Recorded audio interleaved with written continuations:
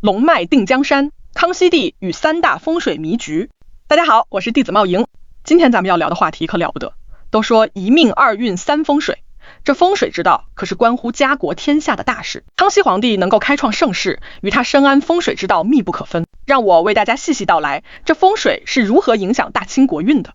如果你也常思考命运与努力的关系，或希望通过传统智慧更好地理解人生起伏，那么本文值得你细细品读。关注我，带你看懂命运背后的逻辑。视频制作不易，希望点赞关注。有什么想要了解的，也可以给我留言。第一回，龟绵地暗藏夺天机，秦鳌拜全凭风水局，龙吸水显天象。康熙初年，放天浑河突现龙吸水奇观，水柱冲天，龙形隐现，这可是千载难逢的天象。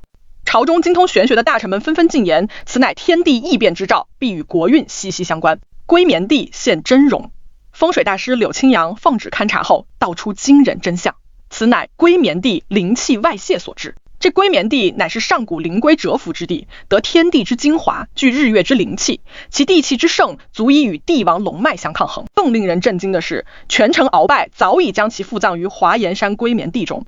此穴得天地造化，前有青龙戏水，后有玄武靠山，左有白虎护卫，右有朱雀降武。若得此穴，不出3代，必出帝王。破风水定乾坤。康熙帝得此消息，立即诏令柳青阳布下风水大阵，先在龟绵地四周埋下镇龙石，又以五行之法破其地气，更在宫中设下七星坛，以北斗之气镇压。说来也奇，就在风水局被破的第7日，鳌拜便在朝堂之上气数尽失，被康熙帝一举擒获。这正是天地有定数，风水定乾坤。第二回，蛟龙坛暗藏真龙穴，景灵选址显天意，深坛现异象。康熙帝遇见景灵，选灵大臣在遵化发现一处奇地，此地四面环山，中有深潭，潭水幽深不见底。每到子时，潭中便有紫气升腾，隐隐有龙吟之声。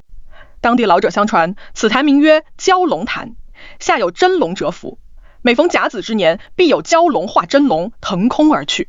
天子定吉穴，康熙帝亲临此地，夜观天象，见紫微星正照深潭之上，顿时明悟，此乃天赐真龙之穴，遂定下灵旨。更神奇的是，在破土动工之日，潭中水位自然下降，露出潭底9龙石，此时天然形成9条龙纹，正应了九五至尊之术。这分明是天意所示，此穴何该为帝王陵寝，龙气佑大清。